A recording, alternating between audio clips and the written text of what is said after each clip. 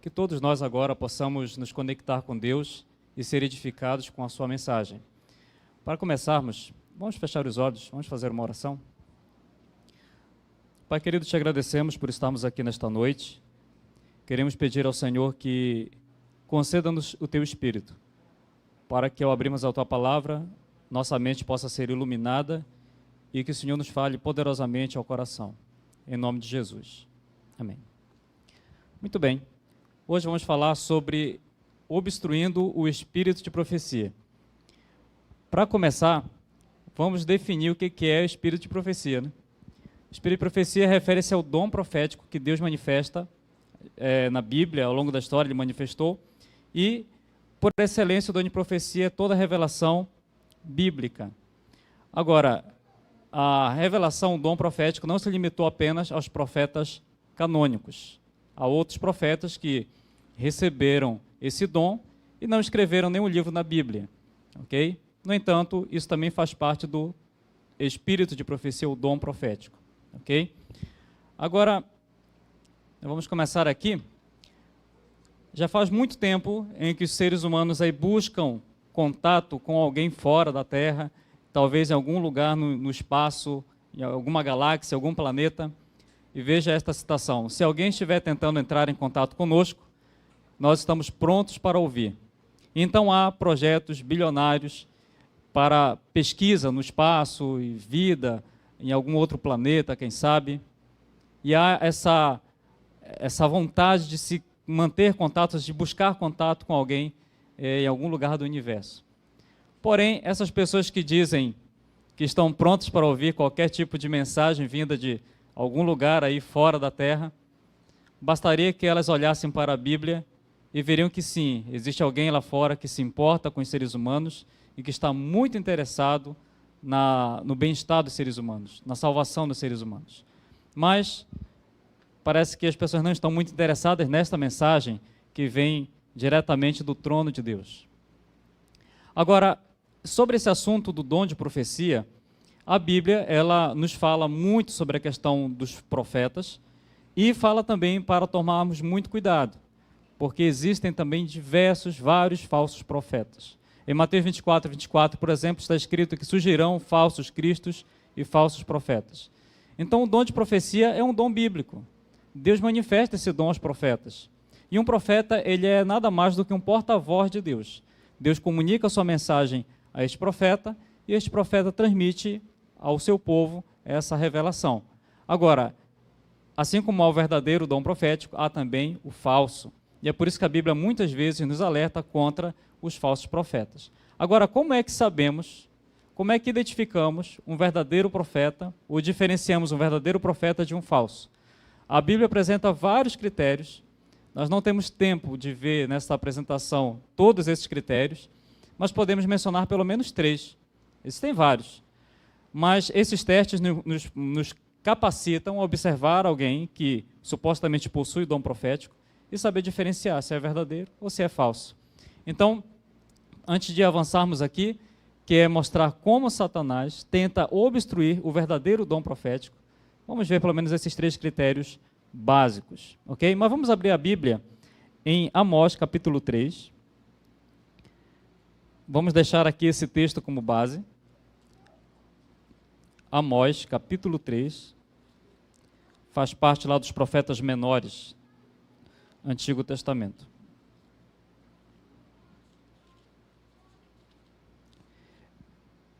Amós, capítulo 3, versículo 7.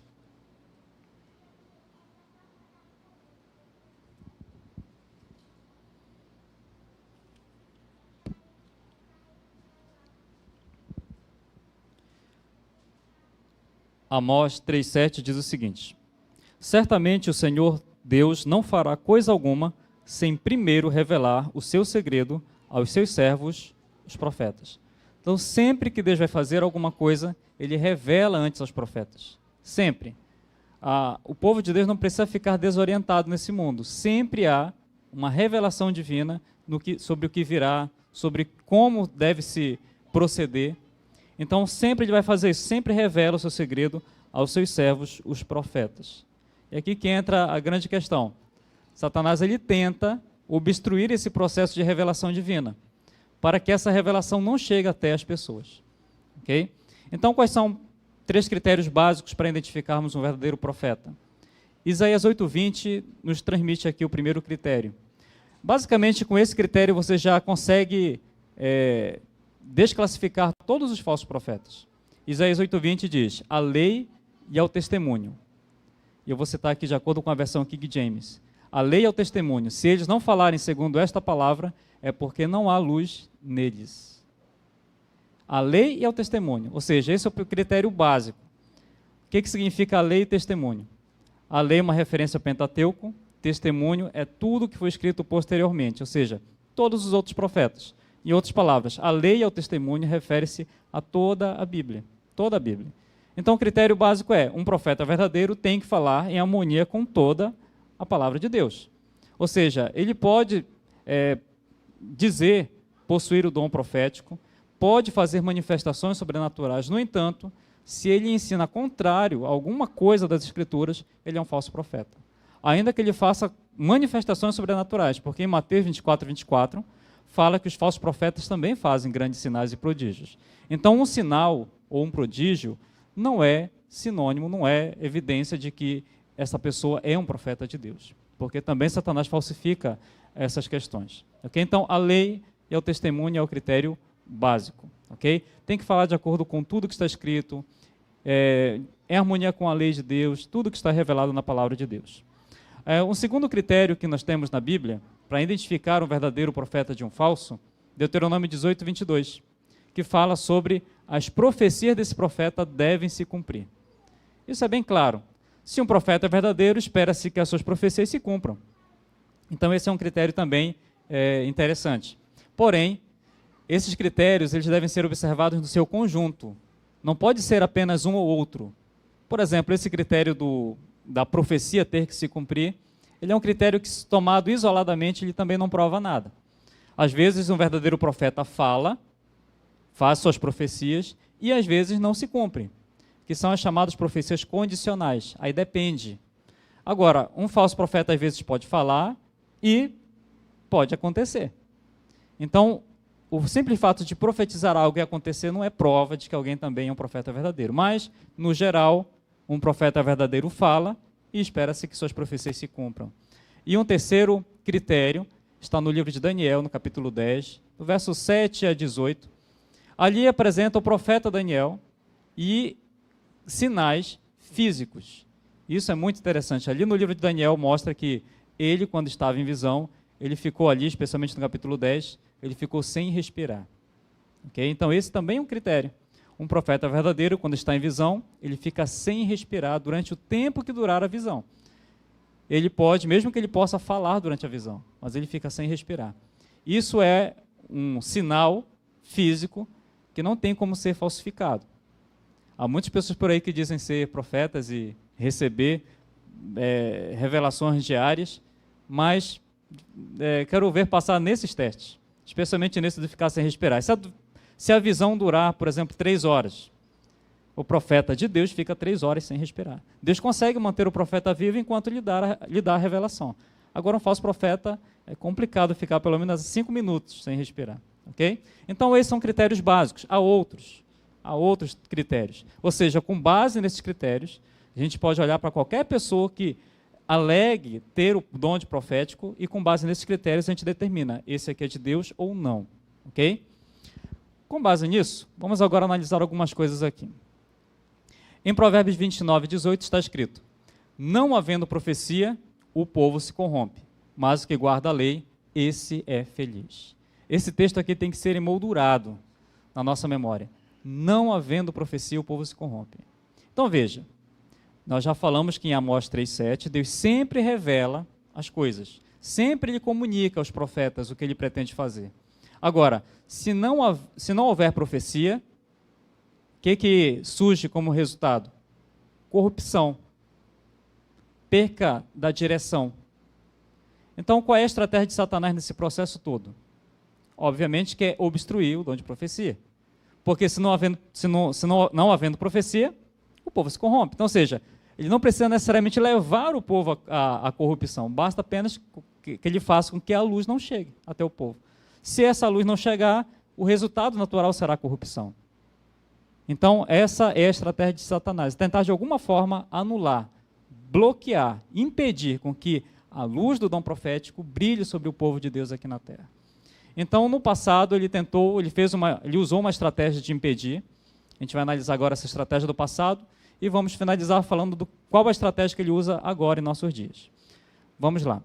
Em Apocalipse 12, é conhecido da maioria de nós, ali apresenta uma mulher vestida do sol, com a lua debaixo dos pés, e essa mulher é símbolo do povo de Deus ao longo da história. E na sua fase final, especificamente, o povo remanescente de Deus. E essa mulher, essa igreja, esse povo de Deus na profecia, possui duas características básicas, lá no texto de Apocalipse 12, especialmente no verso 17. Ali fala que esta igreja, este povo, guarda os 10 mandamentos e possui o testemunho de Jesus. Então, seja, a igreja de Deus nos últimos dias tem que ter essas características. Qualquer igreja que pretenda ser igreja de Deus tem que estar enquadrada dentro dessas características aqui. Primeiro, guardar os mandamentos de Deus. Inclusive, o quarto mandamento que requer a observância do sábado, do 7º dia. E tem que possuir o testemunho de Jesus, que em Apocalipse 19:10 nos explica que esse testemunho de Jesus é o dom de profecia. Então, qualquer igreja que for igreja de Deus tem que ter, pelo menos, essas duas características básicas. Agora, uma coisa interessante. O dom de profecia foi manifestado na era apostólica. João, que escreveu o Apocalipse, foi o último que recebeu o dom de profecia. Desde esse momento, se você observar a história, passou muito tempo e esse dom ficou ausente. Muito tempo. Depois de João, esse dom só foi ser manifestado muito depois de Cristo, daqueles séculos iniciais, e só vai acontecer lá já para o final do século XIX. Ou seja, esse dom ficou ausente durante muito tempo. Por quê? Porque Deus não dá o dom de profecia para qualquer pessoa, para qualquer indivíduo, e Deus é muito criterioso nessa questão de escolha de profeta. Mas hoje em dia tem muitas pessoas no nosso mundo que alegam ser profetas, em vários lugares por aí, mas não é assim que funciona. Deus é muito criterioso. Tanto é que durante todo esse tempo o dom ficou ausente. Mas houve um tempo especial onde Deus pretendia restaurar o dom de profecia, conceder novamente esse dom profético ao seu povo. E nós vamos aqui. Em Joel 2:31, fala do sinal no sol. O sol se converterá em trevas e a lua em sangue, antes que venha o grande e terrível dia do Senhor. Nós temos então profecias em Mateus 24, em Apocalipse 6, que Joel faz referência, onde o sol deveria escurecer, a lua deveria ficar vermelha. Isso tudo já aconteceu. Em 1780 aconteceu esses sinais do sol, que escureceu, e da lua, que apareceu vermelha. Veja, 1780. Um pouco mais à frente, em 1833, aconteceu o sinal da chuva de estrelas, mencionadas em Apocalipse 6 e Mateus 24, que haveria uma queda de estrelas, que na verdade são meteoritos, mas a Bíblia usa a linguagem comum para se referir a esses assuntos. Então isso aconteceu em 1833, do dia 13 para 14 de novembro daquele ano. Então, ou seja, esses sinais começaram a acontecer numa época muito específica. E esses sinais apontavam para um tempo especial, no qual, entre outras coisas, Deus iria manifestar, conceder o dom de profecia novamente. Porque, veja, como eu disse a vocês, o dom ficou ausente durante séculos. E agora chegou o tempo onde Deus iria conceder o dom de profecia, e esses sinais estavam apontando para esse tempo especial da história. Okay? Então o sol escureceu, a lua apareceu vermelha, completamente vermelha, houve essa chuva de estrelas e houve também um grande terremoto lá, o terremoto de Lisboa, 1755, ou seja, os sinais foram acontecendo e o tempo para a manifestação do dom profético estava chegando. Satanás sabia desses planos de Deus de manifestar o dom de profecia. Ele tentou se antecipar para fazer exatamente o que já mencionamos aqui, para tentar impedir com que essa luz chegasse até o povo de Deus. Ele tentou obstruir a manifestação do dom profético, e ele usou a seguinte estratégia. Já que Deus vai conceder esse dom nesse tempo específico, e ele estava muito antenado em relação a esse tempo, a estratégia dele foi a seguinte, naquele momento histórico. Foi levantar vários falsos profetas no mesmo tempo. Porque levantando vários falsos profetas, isso iria confundir muito a mente das pessoas. Quando o verdadeiro se manifestasse dizendo, Deus falou comigo, as pessoas estariam tão saturadas de ouvir tantos falsos profetas que não iriam se importar muito com o verdadeiro, quando aparecesse. E foi isso que ele tentou fazer naquele tempo. Eu vou mostrar aqui uma pequena lista para vocês. Naquele tempo, esse tempo especial da história, apareceu este senhor. Ele não foi profeta, nem alegou ser.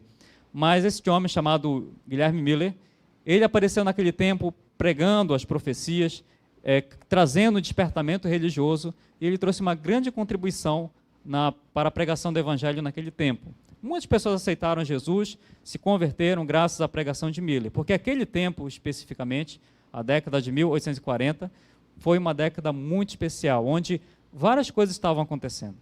E uma dessas coisas seria a manifestação do dom de profecia. Então vamos lá. Satanás levantou, naquele tempo, por volta, isso segundo o historiador George Knight, Satanás levantou por volta de 500 falsos profetas naquele tempo. Nós não temos tempo de ver uma lista de 500 pessoas, obviamente, mas vamos ver aqui apenas alguns. Começando por esta mulher, Helena Blavatsky. Essa mulher, ela surgiu por volta daquele tempo, alegando possuir mensagens sobrenaturais. Escreveu algumas coisas, fundou uma sociedade chamada Sociedade Teosófica. Mas quem é esta mulher? Seria essa mulher a mensageira de Deus para os últimos dias? Essa mulher que recebeu o dom de profecia de Deus? Bom, aí nós temos que colocá-la dentro dos testes. Qual é o primeiro teste que nós mencionamos? Falar em harmonia com toda a Bíblia. Bom, e o que essa mulher falava? Bom, entre outras coisas, ela falava que a serpente é o verdadeiro Filho de Deus, que Lúcifer é o verdadeiro Filho de Deus e que o mal é Jesus Cristo. Bom, então ela já atropela completamente a Bíblia. Ela, na verdade, era uma seguidora declarada de Satanás. Mas ela surgiu por volta daquele tempo. E ela fundou essa sociedade teosófica que o objetivo é reunir todo o conhecimento esotérico, tanto oriental quanto ocidental, unificar esses conhecimentos ocultos, e ela fez isso, escreveu alguns livros, e vamos ficar por aqui nesta mulher. Mas ela apareceu por volta daquele tempo, e graças às ações desta mulher, muitas pessoas acabaram abandonando sua fé em Deus, graças aos esforços dessa mulher. Vamos ver um outro aqui. Joanna Southcott. Essa mulher, ela apareceu também por volta daquele tempo e ela alegava ser a mãe de Cristo. Ela dizia que estava grávida do Messias novamente, que o Messias iria nascer novamente nesse mundo. Ela teve alguns seguidores, então ela se dizia ser também uma mensageira do céu, mas não precisamos ser nenhum especialista para entender que era uma falsa profetisa. Ela morreu e seus seguidores ainda tentaram abrir o ventre dela para ver se encontravam o Messias lá dentro. Uma falsa profetisa. E este senhor, Charles Taze Russell, este senhor também alegava ter o dom profético.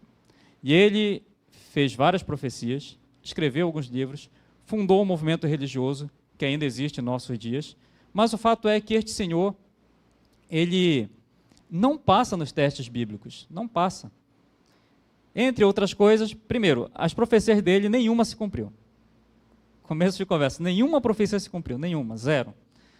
Outra coisa, ele não ensinava em harmonia com a Bíblia. Entre seus ensinos aí que confrontam a Bíblia, é o seu ensinamento acerca de Jesus, por exemplo. Este homem ensinava que Jesus Cristo não era Deus. Bom, a Bíblia deixa claro que Jesus é Deus, mas para este homem não. Jesus era alguém inferior a Deus. E, afinal, quem é Charles Taze Russell? Ele é o fundador do movimento que hoje nós conhecemos como as Testemunhas de Jeová.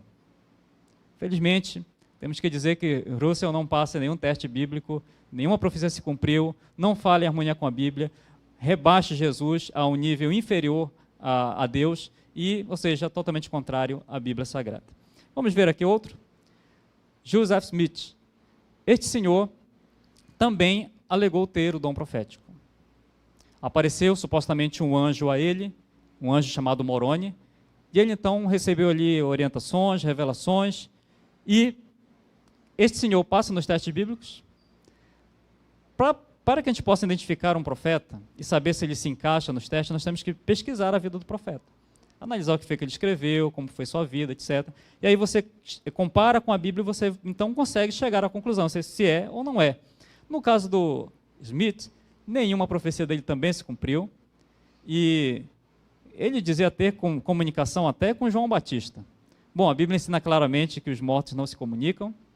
E com certeza este homem falava com alguém. Mas vos garanto que não era João Batista. E então, este homem teve sua vida, né, os frutos da sua vida não são também contraditórios, suas profecias não se cumpriram, e ele fundou um movimento que hoje nós conhecemos como os Mormons. Na verdade, é a Igreja de Jesus Cristo dos Santos dos Últimos Dias. Mas também não passa nos critérios bíblicos. E esse aqui ficou muito conhecido antes dos anos 2000, Nostradamus. Escreveu várias coisas, fez várias profecias, especialmente aí que as pessoas aplicavam para a virada do ano 2000, e nada aconteceu. Na verdade, Nostradamus ensinava, escreveu a respeito de que as pessoas poderiam ter visões por intermédio do uso de drogas. Então, ele tinha muitas visões, mas a fonte das suas visões não era o céu, com certeza. E temos aqui Edgar Cayce, e assim temos tantos outros. Esse aqui ensinava que nós somos deuses, que nós somos divinos. Papa Pio X. E o Papa Pio X também alegava ter o dom profético, e ele disse que a igreja iria ancorar o barco do evangelho firme até o porto. Na verdade, foi o contrário, né? O que a Igreja Católica fez foi o contrário, na verdade. Ok?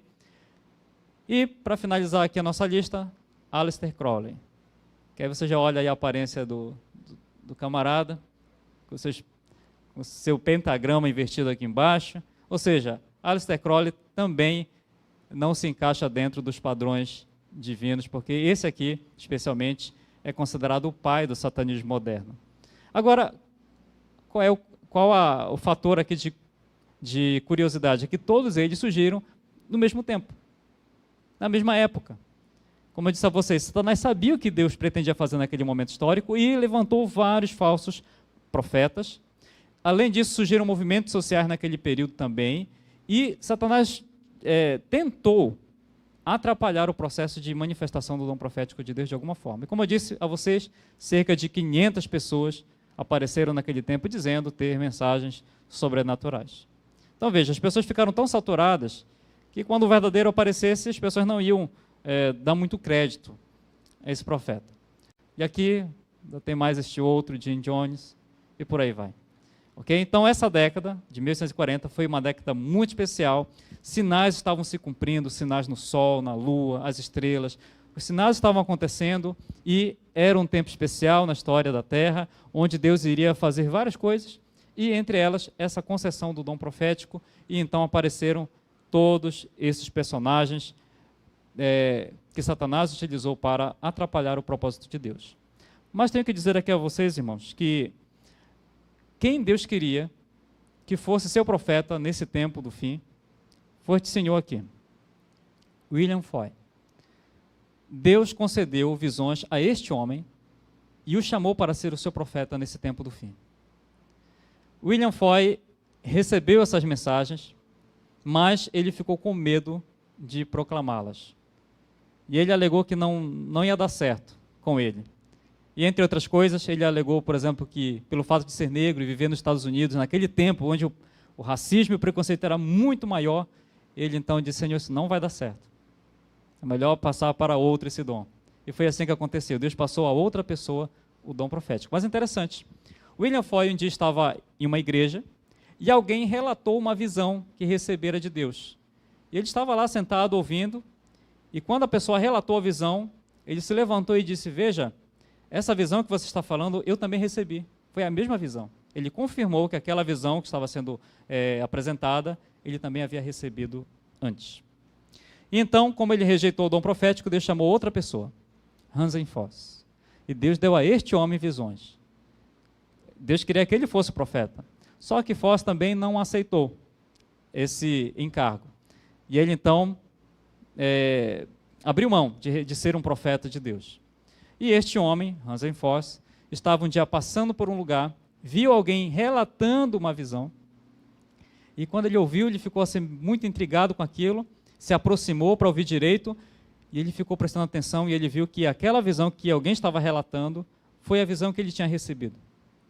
Depois ele foi até esta pessoa que estava relatando aquela visão, e disse a ela, olha, Deus me mostrou a mesma visão. E ele disse assim àquela pessoa, eu rejeitei, mas você seja fiel a Deus, sirva a Ele, cumpra o seu chamado. Eu sou um homem perdido, disse ele. E de fato ele depois abandonou completamente os caminhos de Deus e morreu fora. Então esse foi o processo. Deus concedeu o dom a William Foy, Hansen Foss, eles rejeitaram o dom profético, então Deus foi para a terceira opção. Ellen Gold Harmon, que era o nome de solteira dela, com 17 anos. Deus então a chamou para ser sua mensageira. Ela casou depois com Tiago White e passou a ser chamada Ellen Gold White. E Deus então deu a esta mulher o dom profético. Agora, ela era muito novinha quando recebeu esse chamado de Deus. E a grande pergunta é, Ellen White passa nos testes bíblicos? Ellen White é muito criticada pelo mundo aí fora. Há muitas pessoas religiosas que criticam grandemente Ellen G. White como sendo profetisa. Só que é interessante que muitos desses críticos nunca sequer leram um livro dela. Eu só posso saber se alguém se encaixa nos testes bíblicos se, primeiro, eu conhecer os testes bíblicos e, segundo, eu pesquisar sobre a vida daquele profeta. E eu posso, então, fazer uma checagem se passa nos testes ou não. Agora, eu não posso simplesmente olhar para alguém e dizer, esse aí é um falso profeta. Mas com base em quê? E muitas pessoas que criticam essa mulher nunca sequer leram um livro dela. Bom, Ellen G. White recebeu esta comunicação, esta mensagem do céu, e ela, a princípio, ficou temerosa, porque não é fácil ser um profeta. No geral, o mundo não gosta dos profetas. Mas ela se submeteu a Deus e aceitou o chamado divino. Deus, então, concedeu a ela cerca de 2.000 sonhos e visões ao longo de sua vida.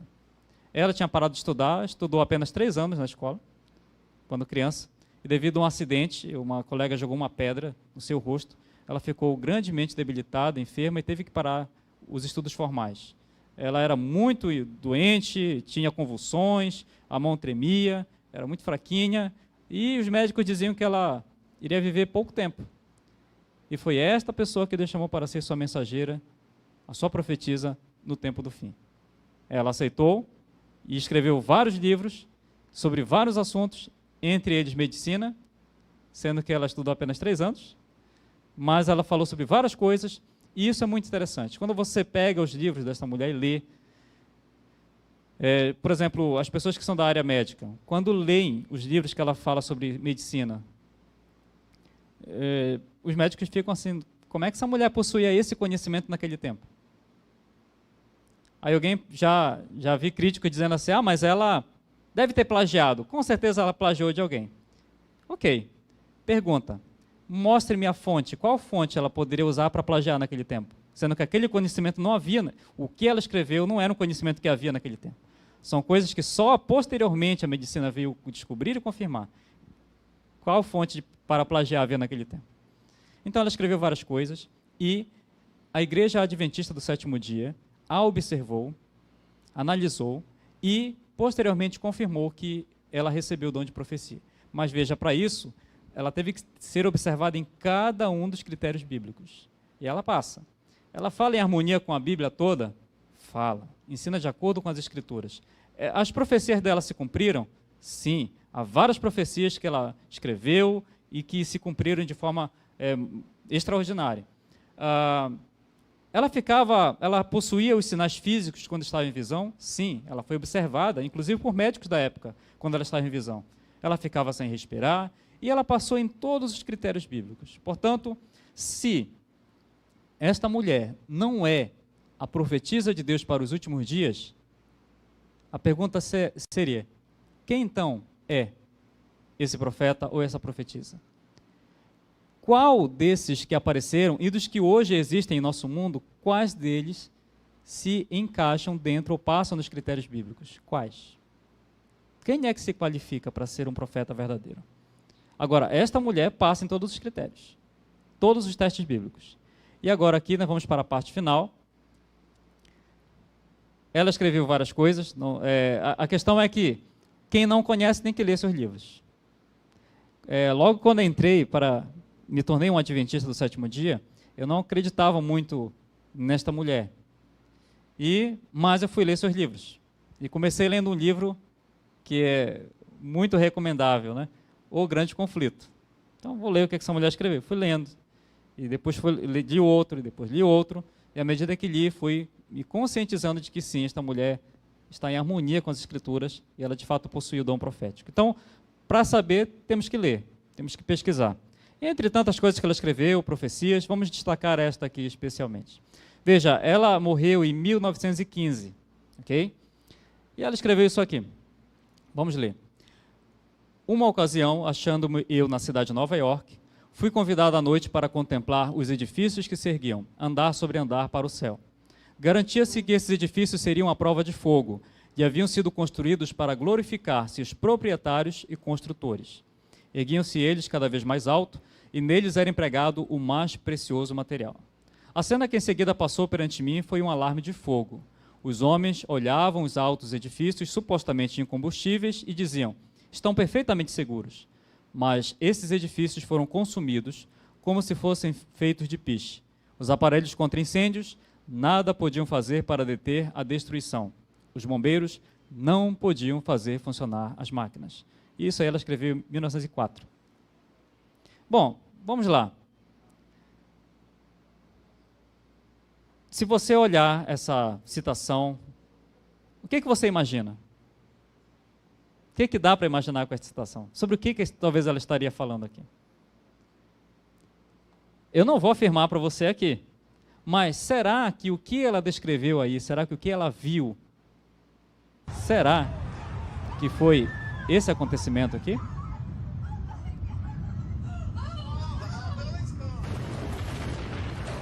Será que foi isso?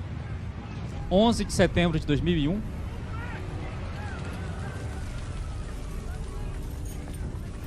Eu não vou afirmar isso para você, mas fica a critério, né? Você pensar a respeito. É interessante porque, na época que houve esse episódio, houve pessoas que foram nos programas de TV e supostamente teriam falado sobre previsto o acontecimento, profecias assim, todas confusas, aquele tipo de profecias que você pode interpretar de qualquer jeito, que é emaranhado de coisas, mas uma descrição tão clara e objetiva como esta que vimos aqui, ninguém mais fez. Ela descreve o local, diz o que está vendo, que são os edifícios, em um tempo onde não haviam os arranha-céus dos Estados Unidos, e ela descreve exatamente o que está acontecendo. Então aparece o fogo, e os bombeiros então não conseguem deter aquela tragédia e tudo mais. Isso é apenas um aperitivo, né, sobre os escritos de Ellen White, para que mais coisas possam ser descobertas. Então veja, então nesse tempo a estratégia de Satanás foi levantar vários falsos profetas para impedir a comunicação do céu. Mas Deus revelou o seu dom profético, a mensagem brilhou e o dom de profecia foi então reativado em nossos tempos. Agora, o que Satanás faz hoje, para encerrarmos? Ellen White escreveu esta citação. Ela diz: Satanás está constantemente forçando o falso para desviar da verdade. O último engano de Satanás será exatamente anular o testemunho do Espírito de Deus. Não havendo profecia, o povo se corrompe. Provérbios 29, 18. Satanás trabalhará engenhosamente, por diferentes maneiras e por instrumentos diversos para perturbar a confiança do povo remanescente de Deus no testemunho verdadeiro. Então aqui está o último engano de Satanás. É anular o testemunho do Espírito de Deus. É obstruir o Espírito de profecia. Agora veja, ela recebeu as revelações. Ela escreveu vários livros. Satanás não pôde impedir com que isso acontecesse. Tanto é que Satanás tentou tirar a própria vida dela enquanto ela produzia, especialmente o livro Grande Conflito. Mas a luz brilhou, a comunicação foi dada. Então o que ele faz agora? Ele tenta anular. De que maneira? Última citação. Será ateado contra os testemunhos, e aqui ela se refere especialmente aos livros dela, um ódio satânico. A atuação de Satanás será perturbar a fé das igrejas neles, por esta razão. Ele não pode achar caminho tão fácil para introduzir seus enganos e prender almas em suas mentiras, se as advertências e repreensões e conselhos do Espírito de Deus forem atendidos. Então a estratégia dele é a seguinte: anular. De que maneira? Pelo menos 3. Primeira, negligência. A revelação foi dada, os livros estão aí. Eu posso ser negligente e simplesmente não me importar com isso. Essa é uma estratégia. Desta forma, anula-se na minha vida o efeito da luz profética de Deus. Uma outra forma é levar pessoas a lerem e levar essas pessoas a extremos na compreensão desses livros, ao fanatismo. E isso também é uma realidade nos nossos dias. Pessoas que leem e se tornam extremistas, que não conseguem entender exatamente o ponto de equilíbrio que existe nesses livros. Às vezes na maioria das vezes, pegando citações isoladas do que ela escreveu. Uma outra forma que ele utiliza, que talvez seja a mais bem sucedida, é a da relativização desses escritos. É dizer assim: tudo bem, Deus concedeu o dom a ela escreveu, tudo certo. Mas, porém, isso não se aplica mais. Percebe? São os extremos. Ou eu levo para um lado, ou levo para outro, né? Dizendo, não é bem assim. Ela escreveu isso, mas não é assim. Ou seja, esse talvez seja o maior e mais eficaz engano de nossos dias. Os livros estão aí, o dom de profecia foi manifestado, mas muitos têm relativizado. Não é assim, né? Ou negligencia por não ler, não querer conhecer, ou lê e diz que não é daquela forma, ou leva para extremos. De uma forma ou de outra, Satanás tem anulado o espírito de profecia em nossos dias. Porque não havendo profecia, o povo se corrompe. Não importa de que maneira, o que importa é que ele quer levar as pessoas a não realmente receberem essa luz em suas vidas e não seguirem essa luz.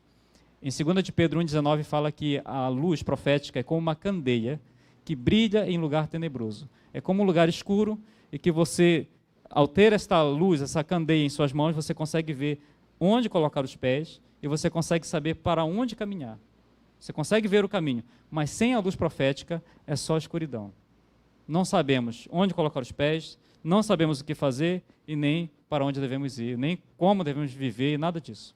Portanto, a luz do dom de profecia, Deus comunicou ao seu povo, porque é através dela que nós podemos caminhar nesse mundo e chegar vitoriosos até o final. Sem a luz profética, não tem como acertarmos o caminho. Há só escuridão, há só trevas. Os livros dela não são para substituir a Bíblia e nunca foram. Todas as crenças da Igreja Adventista do Sétimo Dia estão fundamentadas na Bíblia somente. Os livros dela, como ela própria expressou, são uma luz menor para conduzir homens e mulheres à luz maior, que é a palavra de Deus.